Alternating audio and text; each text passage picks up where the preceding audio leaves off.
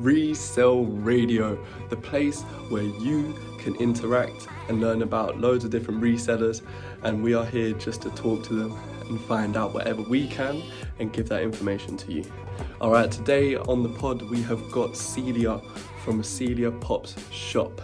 Now, this is someone who has got a massive following on both Depop and Instagram. She's been about as a reseller for a while, so we've got a very experienced and a very accomplished person on the podcast for you today. If you want to find out anything more about her, all of her links are going to be in the description down below. But for now, let's just get right into this.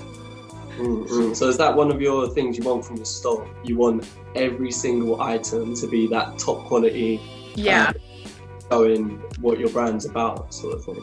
Yeah, and I wouldn't I'd never list something that I didn't like. Like, there's always an aspect, even if it's not something I'd wear all the time, I can still appreciate that someone else would like that.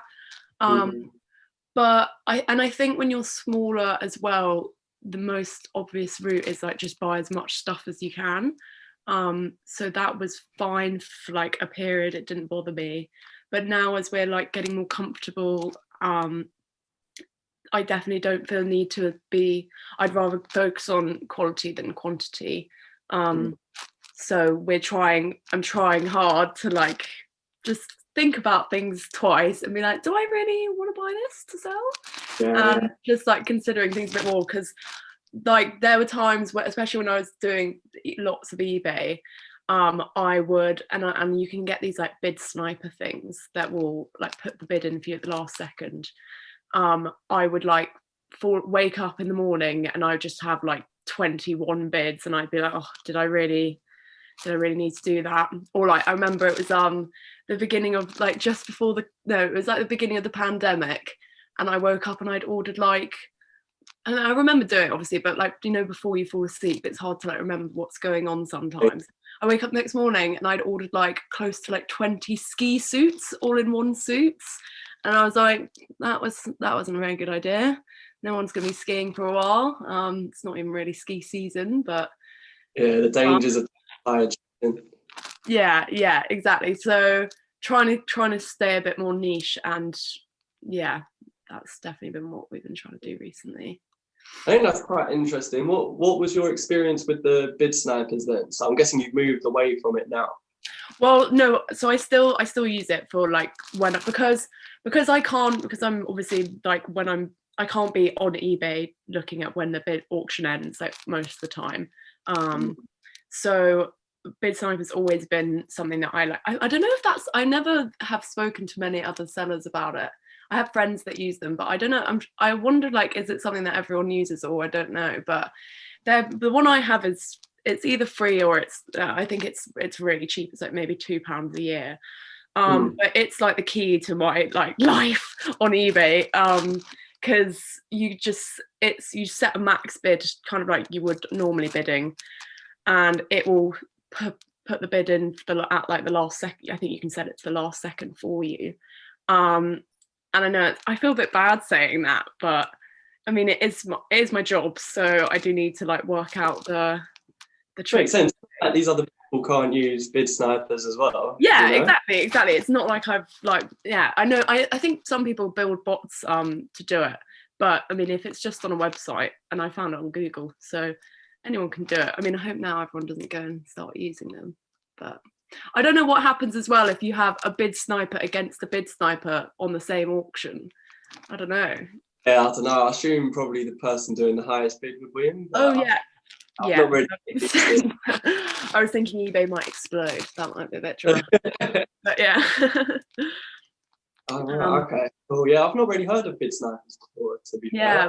So that came from my mum. It was called Bidnapper, and it was and it was free. I think you have to pay for that. It's quite a lot now, that one. But that was the OG one that I know of, and my mum used to use it to win her various random auctions that she loves. I said she loves eBay, but yeah, that was her idea. So shout out to her for that. Shout out to Mumsy. Yeah.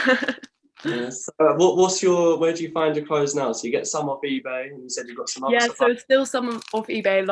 Lots of them are just so if I'm abroad, I just find little market stalls or in little shops and stuff like that. But like that, I've said this before on a podcast, but I think people are like under this misconception that we all have like one supplier that does everything for us. And once you find them, you're like set or whatever. That's so untrue. Like I'm constantly searching for new ones. There was this woman that reached out to me, and she was clearing stock from, it was like dead, it was so random actually, it was good luck actually, it's all a bit of luck as well when you're looking for suppliers. She reached out to me and I thought, is this a scam or something, because it sounds like really good to be true. And so she had like a unit in the UK, and it was like clearing dead stock that was 10 to 20 years old. Her parents owned the factory. It was like a samples factory, so they made samples for Topshop, River Island, all that back in the day. And in lockdown, her parents were like, right, you need to clear all this stuff because it's just been sitting in this unit for however many years. And she just like she reached out to other sellers as well. And I went down with my mum for the first time because I thought, I don't know, I didn't want to get abducted or anything. And it was really nice, and she was really friendly, and we found like hundreds of really nice pieces. But that was really great. But then that was a finite amount of stock. So like a lot of suppliers I've only picked up off a couple of times, and then you kind of like lose contact when you find someone else, or it's I have like a couple that I have been with for a couple of years, but a lot of them is like you're rolling through different things and trying new options. Italy as well. I mean, I haven't actually been, but I've been sent stuff from there through either video hand picking, or I've done like a blind selection from Italy as well. But a lot of people go to the markets there, which I'm definitely going to do in next year because it's again really good pricing, and you find really nice stuff there. A lot of like designer, very on trend design as well. Nice. So what makes you stay with these suppliers then? What makes them different? The ones stuck with compared to the ones where you just roll through? Yeah, I mean it depends on how, like, so with the one that I went to in the UK recently, I would have loved to like get loads from her, but I think she did like run out of stuff, or I think she's going to. And then just accessibility, like how good their communication is as well, is really important. If like I'm not getting good vibes, and you just sort like one order from them and then you're like, okay, I'm maybe not going to do that again. I mean, everyone's really friendly normally, so that's not normally a problem. But yeah, and also just like how well it sells. Like sometimes some things do, like it's so hard to gauge sometimes with Depop, and I think any retail, so things that I think are going to be like going to pop off just don't. And then like the randomest things people go crazy for. I like these we started doing these like skinny scarf things. I don't know if you know what I mean, but like you like wrap them around like that and everyone wears them. I don't know, I was never that into them, but I sold like a couple and they sold instantly, and everyone was people would message me being like, who did you sell this to, like I want to buy it from her. And I was like, really, it's just a little scarf. So my mum's really good at sewing, so we have started doing our own scarves. Because I remember we have this like big group chat with Depop, and I remember I saw another seller saying that they'd found a gap in the market for scarves, and I was like, that's an interesting thought. I was like, yeah, I guess scarves aren't really like a very big trendy thing, but then again, everyone does need them when it's cold. So yeah, we started doing our own ones of those, and that's gone really well. Sorry, I kind of went off tangent a bit there, but yeah, like just whatever supplier can sort of hits that thing that we need, I guess. Just about changes all the time. There's the suppliers themselves, like how good they are to deal with. All that sort of stuff. Yeah, communication is something that is just like so important. It's just even if the quality of the stuff is really good, or like what you'll get, the service is great, but if they take ages to reply, or they don't, I don't know, it's so frustrating, and it just makes the process like really unfun. And yeah, it's not worth the time. Even if you're getting a really good product out of it, it's just not worth your time. And also, like, communication is not a hard thing to do right. It's probably the easiest thing to do right. You just have to be honest. And I mean, all these people are all on their phones and computers like all the time, so it's not a hard thing to do well. So I definitely don't stick around if someone's messing me about. Yeah. I've noticed that, speaking to a few sellers, that particularly with wholesalers, that as long as they can have a quick communication, like something popped up, they don't like it, they send a message and it gets resolved. Yeah. They don't like that product that they've been sent. I was speaking to a guy yesterday and he said that he got sent a whole bundle, which was terrible. But spoke to the wholesaler and they sorted it out, sent him a whole new one, and he's completely fine. So the product was terrible, but he still went back to the wholesaler because they were just so upfront and honest about it. Yeah, and I have that with customers sometimes, like because like a lot of times, like, not a lot, that sounds bad. Sometimes I'll like miss a stain or something like that and someone's not happy with it. And you can like, so, I mean, I know some people just don't reply or whatever, but you like, if you're polite and you just work it out, sometimes buyers are quite unreasonable, in which case, like, I mean, I don't indulge it unless I think I did mess up on my part. But if I did, like, it is easy to resolve and they will come back, because a lot of people can get put off if they have to do a return, but they will come back if you communicate well. It definitely makes so much difference. Yeah, I've definitely had people that notice a little something that we've missed. We sort it out and they go, all right, cool, can I have this one instead then? Yeah, exactly. There's like pretty much always a solution that you can work around that won't affect the seller in too much of a way. So something I picked up on that you said is that you are always looking to move on to the next thing. So even if you found something really good and it's giving you good results, you're still trying to find something better. Have you always had that mentality, or is that something you developed?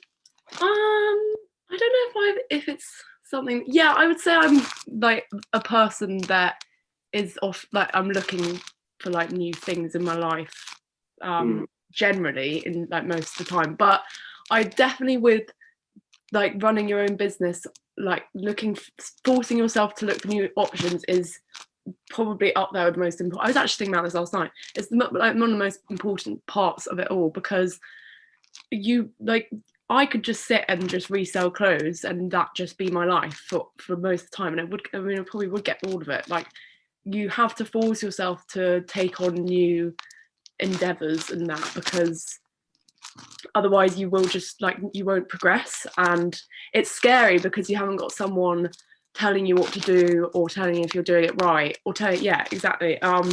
But like, you just have to force yourself to do it, and sometimes it's a risk and sometimes it doesn't go well, but if you don't do it, you never know, and otherwise you're just sitting thinking about it. And I'll think about new ideas, like things that, so we're starting to get things manufactured at the moment, and I'll think about it for a while and I'll be like, well, I can think about it all I like, but nothing's going to happen until I do something about it. And that's kind of a hard like thing that you have to force yourself to do sometimes. It's like, okay, what's the first step that I need to do? Because you won't even know what that is and if it's the right first step. But you just have to do it, otherwise you don't progress. And it's a risk you get. It's scary. It is scary. It's nerve-wracking, especially when it's something as personal as like having your own designs made. It is actually just terrifying. The thought of like putting my clothes out there and like people wearing them or not wearing them, like, but it's a weird one. But yeah, that's like pushing yourself to do new things, even if looking for new suppliers, like, because there's so much out there, obviously, and so much that I haven't like met with yet. So that's definitely a big part of it. Yeah, no, that sounds good. Can you remember something, don't worry if you can't, where you thought, all right, I've cracked it, and then in 6 months' time you've looked back and gone, actually, that wasn't that great? Yeah, I think when I first discovered, like, so I was saying before, the first time I bought from a wholesaler was I bought like lots of things, and like I bulk bought. I think discovering like what a wholesaler was and how that worked was like, oh, I've got it now. I'm going to be the number one Depop seller in the world. I thought I had it then, and it was like a part of semi-revelation, because I was like, oh, this is how, like, I mean, because I was like, surely I can't just pick one item from eBay for the rest of my days. Like, how am I going to scale up? We sold at this festival called Gotwood in not this summer but the summer before, and I remember the other sellers there, and at this point my sourcing was really limited, and I remember the other sellers there had like, one of them took me to their van to like get some lights or something, and I remember seeing all their stock and I was like, how am I meant to compete? I remember saying to my mum, how am I meant to compete when they've got this amount of stock apart from anything else? And that's probably where I got the whole I need loads of stock thing from. But it was like a big realization that I did need to start scaling up my sourcing a little bit. And I did think I'd cracked the code when I discovered wholesalers, especially bulk buying. I was like, great, 50 sweaters, like that's all I need. But yeah, I mean, but like it did help loads, like moving on to wholesalers and suppliers like that. That was a good, I mean, that's a bit vague, but yeah, that was good. No, okay. Now you I didn't necessarily realise that was in the right way though. Like obviously I still do that in essence, but just the way I was going about it wasn't quite right, I guess. Yeah, and now you come back to sort of producing your stock and getting the specific things you want. Yeah, you've gone full circle. Yeah, exactly. So what's the biggest difference from a couple years ago to now with your shop? The way you run it, the clothes you sell, your attitude towards it. What's one of the biggest difference, or a few of the biggest differences?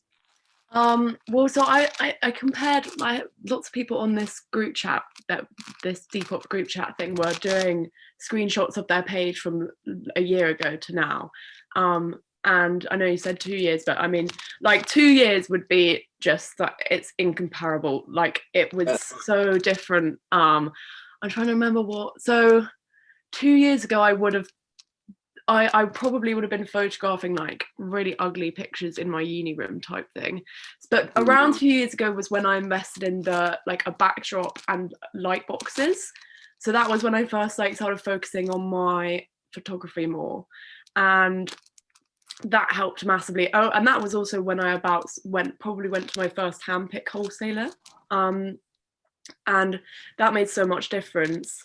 But I mean, if I compared last year to this year, that's also like, I mean, that the 2 years ago to a year ago was a big change, and then this last year has also been crazy. I think this last year has been definitely more good for like the general aesthetic of like my page. I'm really like pleased with now, and it looks much cleaner.